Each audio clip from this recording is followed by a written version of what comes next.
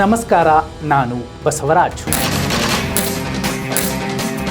ಪ್ರಜ್ವಲ್ ರೇವಣ್ಣ ಅವರ mobile video, ಅವರ ಬ್ಯಾರಕ್ಕಲ್ಲಿ ಸೆಲ್ಲಲ್ಲಿ ಸಿಕ್ಕಂತಹ video release ಆದಮೇಲೆ ಹೋಮ್ ಮಿನಿಸ್ಟರ್ ಹೇಳಿದ್ದೇನು, ನಾನೇ ಹೇಳಿದ್ದೆ ರೈಡ್ ಮಾಡಲಿಕ್ಕೆ ಅಂತ. ಅನಂತರದಲ್ಲಿ ಚರ್ಚೆ ಆಗಿದ್ದೇನು, ಸದನದಲ್ಲಿ ಏನೆಲ್ಲ ಚರ್ಚೆಗಳು ನಡೀತಿರುತ್ತೆ, ಏನೆಲ್ಲ ವಿಚಾರಕ್ಕೆ ವಿಪಕ್ಷಗಳು ಸರ್ಕಾರವನ್ನು ಇಕ್ಕಟ್ಟಿಗೆ ಸಿಲುಕಿಸುವಂತಹ ವಿದ್ಯಮಾನಗಳು ನಡೀತಿರ್ತವೆ. ಅಂತಹ ಸಂದರ್ಭದಲ್ಲಿ ಎಲ್ಲರ ಚಿತ್ತವನ್ನು ಆ ಕಡೆ ಉರುಳಿಸ್ಲಿಕ್ಕೆ, ಶಿಫ್ಟ್ ಮಾಡಲಿಕ್ಕೆ ಆ ವಿಡಿಯೋ ರಿಲೀಸ್ ಆಗಿರಬಹುದು.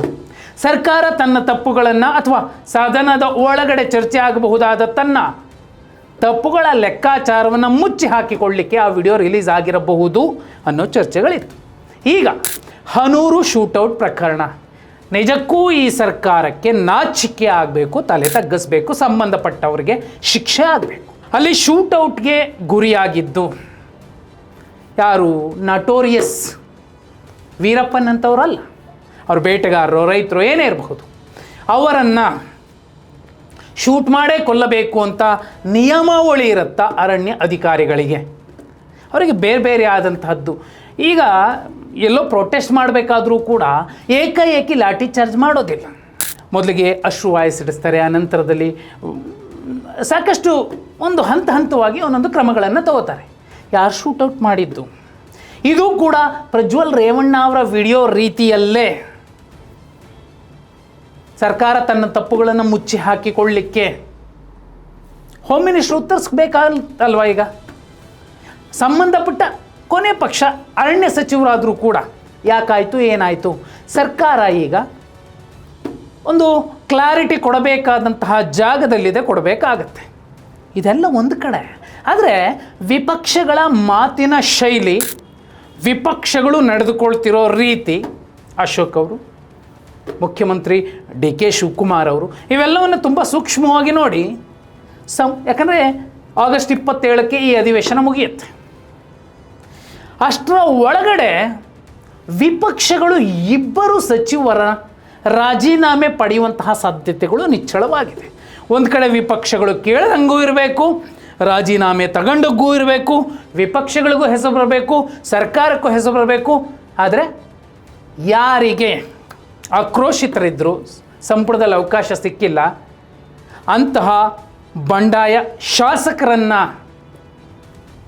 ಕಾಂಪನ್ಸೇಟ್ ಮಾಡುವಂತಹ ಮತ್ತು ಅವರಿಗೆ ಬೇಕಿದ್ದದ್ದನ್ನು ಕೊಡೋದಕ್ಕೆ ಎಲ್ಲ ರೀತಿಯ ಡ್ರಾಮಾವನ್ನು ಅಥವಾ ಪ್ಲ್ಯಾನನ್ನು, ಸ್ಕೆಚ್ಚನ್ನು ಹಾಕಿದಂತೆ ಕಾಣ್ತಿದೆ ಮೇಲ್ನೋಟಕ್ಕೆ. ನೋಡಿ, ಸದನ ಶುರುವಾದಾಗಿನಿಂದ ನಾಗೇಂದ್ರ ರಾಜೀನಾಮೆ ಬೇಕು, ರಾಜೇಂದ್ರ ರಾಜೀನಾಮೆ ಬೇಕು, ವಿಪಕ್ಷಗಳು ಕೇಳ್ತಿದ್ದಾವೆ. ನಾಗೇಂದ್ರ ಅವರಿಗೆ ಕೊಡಿ ಅಂತ ಹೇಳಿದ್ಯಾರು, ಈಗ ಅವರದ್ದೇ ರಾಜೀನಾಮೆಯನ್ನು ಪಡ್ಕೊಂಡು ಆ ಜಾಗಕ್ಕೆ ಮತ್ತೊಬ್ಬರನ್ನು ತಂದು ಕೂರಿಸೋದು. ಅದು ಶಿವಣ್ಣನವ್ರು ಬರ್ತಾರೋ ಅಥವಾ ಅನ್ನಪೂರ್ಣ ತುಕಾರಾಮ್ ಅವರು ಬರ್ತಾರೋ, ಯಾರು ಬರ್ತಾರೋ ಸೆಕೆಂಡ್ರಿ. ಆದರೆ ನಾಗೇಂದ್ರ ಅವರಿಗೆ ಕೊಟ್ಟಂಗೂ ಆಯಿತು, ಅವರ ತಲೆದಂಡನೂ ಆಯಿತು. ಸರ್ಕಾರಕ್ಕೆ ಇರುಸು ಮುರುಸಾಗುವಂತಹ ಏನೆಲ್ಲ ವಿಚಾರಗಳಿದ್ವು ಅವೆಲ್ಲವೂ ಕೂಡ ಕ್ಲಿಯರ್ ಆಗುತ್ತೆ. ವಿಪಕ್ಷಗಳ ಲೆಕ್ಕವೂ ನಡೆಯುತ್ತೆ, ಮುಖ್ಯಮಂತ್ರಿಗಳು ಬಯಸಿದ್ದು ಆಗುತ್ತೆ, ಹೈಕಮಾಂಡ್ ಮುಂದೇನು ಇವರು ಪಕ್ಕ ಕ್ಲಿಯರ್ ಆಗಿ ಕಾಣಿಸ್ತಾರೆ. ಇದು ಒಂದು. ನಾಗೇಂದ್ರ ಅವರ ರಾಜೀನಾಮೆ ಪಡೆಯುವ ಸಾಧ್ಯತೆಗಳು ನಿಚ್ಚಳವಾಗಬಹುದು. ಯಾಕಂದರೆ ನೋಡಿ, ಒಂದು ಹುದ್ದೆ, ಒಂದು ಸಚಿವ ಸ್ಥಾನ ಖಾಲಿ ಇದೆ. ಅದು ಮಹಿಳಾ ಕೋಟಾದ ಅಡಿಯಲ್ಲಿ ಕೊಡಬೇಕಾಗಿರುವಂತಹ ಒಂದು ಸಚಿವ ಸ್ಥಾನ. 27ಕ್ಕೆ ಮುಗಿಯುತ್ತೆ. ಆ ಕಡೆ ಒಂದು 2-3 ದಿನ, ಆಗಸ್ಟ್ ಕೊನೆಯ ವಾರದ ಒಳಗಡೆ ಸಂಪುಟ ಭರ್ತಿ ಆಗಬಹುದು. ಆ ಒಂದು ಹುದ್ದೆಯ ಜೊತೆಗೆ ಇನ್ನಿಬ್ಬರು ರಿಸೈನ್ ಮಾಡಬಹುದಾದ, ತೆರವಾಗಬಹುದಾದ ಒಟ್ಟು 2+1 3 ಸ್ಥಾನಗಳಿಗೆ ಮತ್ತೊಮ್ಮೆ ಸಂಪುಟ ವಿಸ್ತರಣೆ ಆಗಬಹುದು. ಕ್ಲಿಯರ್ ಆಗುತ್ತೆ ಅಲ್ಲಿಗೆ. ಇದು ಒಂದು ಲೆಕ್ಕ. ಎರಡನೇದು, ಇನ್ನೊಬ್ಬರ ರಾಜೀನಾಮೆ ಯಾರ್ದಿರ್ಬೋದು. ಜಮೀರ್ ಅಹ್ಮದ್ ಖಾನ್ ಅವರ ರಾಜೀನಾಮೆಯನ್ನು ಪಡ್ಕೋತಾರೆ. ವಿಪಕ್ಷಗಳೇ ಪಟ್ಟು ಹಿಡಿತಾವೆ. ಸಭಾನಾಯಕರು, ಮುಖ್ಯಮಂತ್ರಿಗಳು, ಆಯಿತು ನಿಮ್ಮ ಮಾತಿಗೆ ನಾವು ಬೆಲೆ ಕೊಡ್ತೀವಿ, ನೋಡಿ ನಾವು ತೊಗೊಂಡಿದ್ದೀವಿ ಅಂತಲೋ, ಅಥವಾ ಆ ಕಡೆಯಿಂದಲೇ ಈ ಒತ್ತಡ, ಈ ಪ್ರೆಷರ್ ಎಲ್ಲವನ್ನು ಸಹಿಸಿಕೊಳ್ಳೋಕ್ಕಾಗದೆ ಸರ್ಕಾರ ಅಥವಾ ಮುಖ್ಯಮಂತ್ರಿಗಳು ಕೇಳಬೇಕಾಗುತ್ತೆ, ಇಲ್ಲ ಸಂಬಂಧಪಟ್ಟವರೇನೇ ಇಲ್ಲ ನಾನು ರಾಜೀನಾಮೆ ಕೊಡ್ತೀನಿ ಅನ್ನುವ ಸ್ಥಿತಿಗೆ ತಂದು ಬಿಡಬಹುದಾದಂತಹ ಎಲ್ಲ ರೀತಿಯ ಲೆಕ್ಕಾಚಾರಗಳು ಕೂಡ ನಡೀತಿದೆ. ನೋಡಿ, ನಾಗೇಂದ್ರ ದಮನಿತ ಸಮಾಜ, ಜಮೀರ್ ಅಹ್ಮದ್ ಖಾನ್ ಅಲ್ಪಸಂಖ್ಯಾತರು, ಇವರಿಬ್ಬರಲ್ಲೇ ಮತ್ತೊಬ್ಬರದ್ದೇ ಯಾರಾದ್ರದ್ದು ಪಡಿಬಹುದು ಅನ್ನೋದಾದರೆ ಮುನಿಯಪ್ಪ ಅವರು ತಗೊಂಡು ಅಲ್ಲಿಗೆ ಅವರ ಮಗಳಿಗೆ ಆ ಹುದ್ದೆಯನ್ನು ಕೊಟ್ಟು ಸಮಾಧಾನ ಮಾಡಬಹುದು. ಈ ಲೆಕ್ಕಾಚಾರಗಳು ಯಾಕೆ ನಡೀತಿದ್ದಾವೆ ನೋಡಿ. ಇಷ್ಟು ದಿನ ಈ ಹಿಂದೆ ಮುಖ್ಯಮಂತ್ರಿಗಳ ವಿವೇಚನಾಧಿಕಾರಕ್ಕೆ ಬಿಟ್ಟಂತೆ ಆ ಸಂಪುಟಕ್ಕೆ ಬೇಕಾದವ್ರನ್ನ ತಗೋತಿದ್ರು. ಆದರೆ ಈ ಸಲ ಹಂಗಾಗಲ್ಲ, ಆಗಲಿಲ್ಲ, ಆಗೋದೂ ಇಲ್ಲ. ಮಾಜಿ ಮುಖ್ಯಮಂತ್ರಿ ಸಿದ್ದರಾಮಯ್ಯ ಅವರಿದ್ದರು, ಅವರು ಸಿ ಎಂ ಸ್ಥಾನವನ್ನು ಬಿಟ್ಟು ಕೊಟ್ಟಿದ್ರು. ಆ ಕಾರಣಕ್ಕೋಸ್ಕರ ಅವ್ರು ಹೇಳಿದವರಿಗೆ ಅವಕಾಶಗಳನ್ನು ಕೊಡಬೇಕಾಗಿತ್ತು. ಹೈಕಮಾಂಡ್ ಇರಬಹುದು, ಅವರು ಬಿಟ್ಟು ಕೊಟ್ಟ ಜಾಗಕ್ಕೆ ಬಂದು ಕೂತಂತಹ ನಾಯಕರು ಇರಬಹುದು. ಹಾಗೆ ಏನು ಮಾಡಬಹುದು ಬುದ್ಧಿವಂತರಾದರೆ? ಹೈಕಮಾಂಡ್ ನನಗೆ ಸ್ವಾತಂತ್ರ್ಯ ಕೊಟ್ಟಿಲ್ಲ ಅಂತ ಮಾಧ್ಯಮಗಳ ಮೂಲಕ ಹೇಳಿಸಬಹುದು. ಕೆ ಸಿ ವೇಣುಗೋಪಾಲ್ ಅವರು ಹೇಳ್ತಿದ್ರು, ಮಲ್ಲಿಕಾರ್ಜುನ್ ಖರ್ಗೆ ಅವರು ಹೇಳ್ತಿದ್ರು, ಈ ಕಡೆ ಬಿ ಕೆ ಹರಿಪ್ರಸಾದ್ ಅವರು ಹೇಳ್ತಿದ್ರು, ಈ ಕಡೆ ರಾಹುಲ್ ಗಾಂಧಿ ಅವರು ಹೇಳ್ತಿದ್ರು. ಈ ಎಲ್ಲರ ಮಾತನ್ನು ಕೇಳಿಕೊಂಡು ನಾನು ಇಲ್ಲೊಂದಿಬ್ಬರಿಗೆ ಅವಕಾಶ ಮಾಡಿಕೊಟ್ಟೆ. ಆ ಕಾರಣಕ್ಕೋಸ್ಕರ ನಾನೀಗ ಸ್ವತಂತ್ರನಲ್ಲ ಅಂತ ಒಂದು ವಿಕ್ಟಿಮ್ ಕಾರ್ಡನ್ನು ಕೂಡ ಪ್ಲೇ ಮಾಡಬಹುದಿತ್ತು. ಆ ಎಲ್ಲ ಲೆಕ್ಕ ನಡೀತಿದೆ. ಈಗ ಮೇಲ್ನೋಟಕ್ಕೆ ಕಾಣಿಸೋದು ಹಾಗೇನೆ. ಆದರೆ ಇನ್ಸೈಡ್ ಇರುವಂಥದ್ದು ಎಲ್ಲವೂ ಕೂಡ ಇಲ್ಲಿಂದಲೇ ಕ್ಲಿಯರ್ ಆಗಿದೆ. ಹೈಕಮಾಂಡ್ ಬೊಟ್ಟು ಮಾಡಿ ತೋರಿಸಿಲ್ಲ ಅನ್ನುವಂಥದ್ದು ವಾಸ್ತವ. ಈಗಲೂ ಕೂಡ ಇಬ್ಬರ ರಾಜೀನಾಮೆಯನ್ನು ಅವರಿಂದಾನೇ ಈ ಕೊಟ್ಟು 3 ದಿನಕ್ಕೋ 4 ದಿನಕ್ಕೋ ಕೇಳಿದ್ರೆ ಆ ಸಮಾಜಕ್ಕೂ ಒಂದು ಬೇರೆ ಮೆಸೇಜ್ ಹೋಗುತ್ತೆ. ಮತ್ತು ಇವರದಂತಹ ನಾಯಕತ್ವ ರೀ 4 ದಿನಕ್ಕೆಲ್ಲ ಮಿನಿಸ್ಟ್ರ್ ಪೋಸ್ಟ್ ಕಿತ್ಕೊಂಡಿದ್ದಾರೆ ಅನ್ನುವಂತಹ ಇವರ ನಾಯಕತ್ವದ ಮೇಲಿನ ಪ್ರಶ್ನೆ ಕೂಡ ಉದ್ಭವಿಸುತ್ತೆ. ಆದರೆ ಈಗ ವಿಪಕ್ಷಗಳು ಪಟ್ಟು ಹಿಡಿತಾವೆ, ಧರಣಿ ನಡೆಸ್ತಾವೆ, ಸದನದ ಬಾವಿಗಿಳಿದು ಪ್ರತಿಭಟಿಸ್ತಾವೆ. ಅದೆಲ್ಲವನ್ನು ಮಾಧ್ಯಮಗಳಲ್ಲೂ ಕೂಡ ನೋಡ್ತೀವಿ. ಮುಖ್ಯಮಂತ್ರಿಗಳೇನು ಹೇಳ್ತಾರೆ, ಇನ್ನೂ 2 ದಿನ ಅವ್ರು ಮಾತಾಡಲಿ ಬಿಡ್ರಿ, ನಮ್ಮ ಹುಡುಗರೆಲ್ಲ ಕರೆಕ್ಟಾಗಿದ್ದಾರೆ, ನಾನೇ ಜೈಲಿಗೆ ಹೋಗಿ ಬಂದಿದ್ದೆ ಅಂತ ಡಿ ಕೆ ಶಿವಕುಮಾರ್ ಅವರೇ ಹೇಳ್ತಾರೆ. ಹಾಗಂತ ನಾನು ಚೀಫ್ ಮಿನಿಸ್ಟರ್ ಆಗಲಿಲ್ವಾ? ಆಗಿದ್ದೀನಿ. ಹಾಗೆ ನೀವೆಲ್ಲರೂ ಆಗ್ತೀರಾ ಅಂತ ಎಲ್ರಿಗೂ ಸಮಾಧಾನ ಮಾಡ್ತಿದ್ದಾರೆ.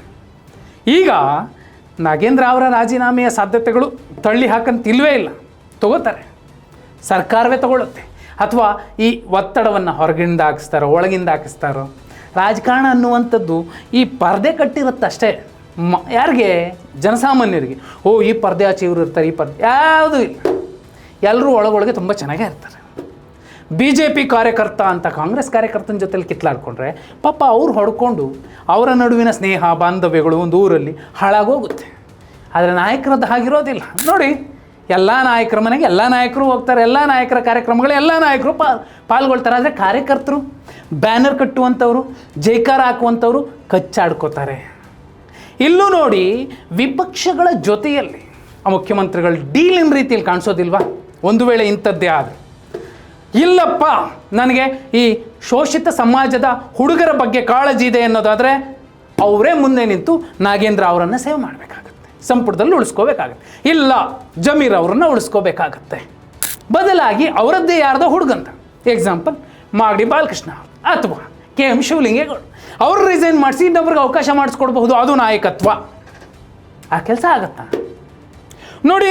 ಸಿಂಪಲ್, ಇವತ್ತೋ ನಾಳೆನೋ ಆಗಸ್ಟ್ 27 ತನಕ ಟೈಮ್ ಇದೆ. ಸಂಪುಟ ವಿಸ್ತರಣೆ ಇನ್ನೊಂದು 3 ಜನಕ್ಕೇನೋ ಮಾಡಿಕೊಡ್ಬೇಕಲ್ಲ, ಒಬ್ಬರ ಜೊತೆಲಿ ಆ್ಯಡ್ ಆಗೋ 2. ಅಲ್ಲಿಯ ತನಕ ಕಾದು ನೋಡಿದ್ರೂ ಗೊತ್ತಾಗುತ್ತೆ ಆ ಇಬ್ಬರ ರಾಜೀನಾಮೆಯನ್ನು ಹೊರಗಿನ ಒತ್ತಡಗಳು, ಪ್ರತಿಭಟನೆಗಳು ಇವೆಲ್ಲವನ್ನು ಮಾಡಿಸಿದ್ದಾದ ಮೇಲೆ ಅಥವಾ ಮಾಡಿದ್ದಾದ ಮೇಲೆ ಇವರೇ ಪಡಿತಾರೆ. ಅಲ್ಲಿಗೆ ಒಂದು ಹೊರಗಿನಿಂದ ನೋಡೋರಿಗೂ ಕೂಡ ಇಲ್ಲಪ್ಪ ಇಷ್ಟೆಲ್ಲ ಆಗಿತ್ತು ಅದಕ್ಕೆ ರಾಜೀನಾಮೆ ಪಡ್ಕೊಂಡ್ರು ಅನ್ನೋ ಮೆಸೇಜು ಹೋಗುತ್ತೆ. ಹೈಕಮಾಂಡ್ಗೂ ಕೂಡ ಅಲ್ಲಿನ ಸಮಸ್ಯೆನ ಅವರೇ ಬಗೆಹರಿಸ್ಕೊಂಡ್ರು ಅನ್ನುವಂತಹ ಒಂದು ಸಂದೇಶ ಕೊಟ್ಟಂಗೂ ಆಗುತ್ತೆ. ಸಿದ್ದರಾಮಯ್ಯ ಅವರನ್ನು ಖುಷಿಗೊಳಿಸ್ದಂಗೆ ಆಗುತ್ತೆ. ಆದರೆ ನೋಡುವ ಜನಕ್ಕೆ ಇದೇನು, ಇದು ರಾಜಕಾರಣ ಅಷ್ಟೇ ಆಗ್ಬೋದು. ಹಾಗಿದ್ರೆ ನಾಗೇಂದ್ರ ಮತ್ತು ಜಮೀರ್ ಅಹ್ಮದ್ ಖಾನ್ ಅವರ ರಾಜೀನಾಮೆಯನ್ನು ಪಡೆದುಕೊಳ್ಳುವಂತಹ ವಿಪಕ್ಷಗಳ ಒತ್ತಡದ ಮೇಲೂ ಹೇಗೋ ಡಿ ಕೆ ಶಿವಕುಮಾರ್ ಅವರ ನಡೆ. ಯಾಕಂದರೆ ಅವ್ರದ್ದೇ ಸಂಪುಟದ ಇಬ್ಬರು ತಲೆ ತಗ್ಸಿ ರಾಜೀನಾಮೆ ಕೊಟ್ಟರು ಅಂದರೆ ಕೆಟ್ಟ ಹೆಸರು ಯಾರಿಗೆ ಬರುತ್ತೆ? ಯಾರ ಸಂಪುಟಕ್ಕೆ ಬರುತ್ತೆ? ಯಾವ ಮುಖ್ಯಮಂತ್ರಿಗೆ ಬರುತ್ತೆ? ಕಮೆಂಟ್ ಮಾಡಿ.